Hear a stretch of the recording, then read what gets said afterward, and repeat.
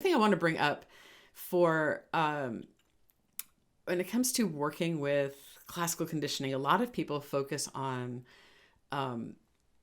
giving a cookie, let's say.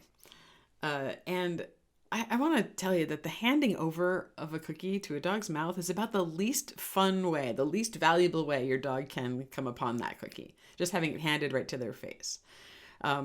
There are better options. The more impressive it is, the more memorable it is, the more emotional it is, the bigger deal it is, the more power you have to change an opinion, right? If you feel really neutrally about something, this is my mitten, by the way, if you feel really neutrally about this, and I say every time you pick this up, I'll give you $1, you might be like, well, all right, I guess. But what if I said every time you pick this up, I'll give you $10,000? Might you have a different might your change of opinion happen more quickly? Might it be not more of a big deal to encounter this mitten? Here's another version of food play in a dog who would be less animated, right? This is how you could start a dog who's just new to it. Make that food dance. And look for, in this dog, the behavior of play coming out. And see a little bit there? Not just the food acquisition, the sniffing,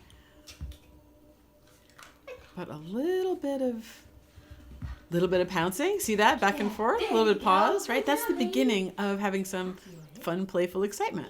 I find good candidates are plastic forks because they're really light and they don't make a lot of sound. Sometimes a wooden spoon, like a big wooden utensil, but you drop it very, very, very lightly. You're not dropping it from a foot up. You're dropping it from 2 inches up if need be. A small comb, something small in plastic or small in wooden.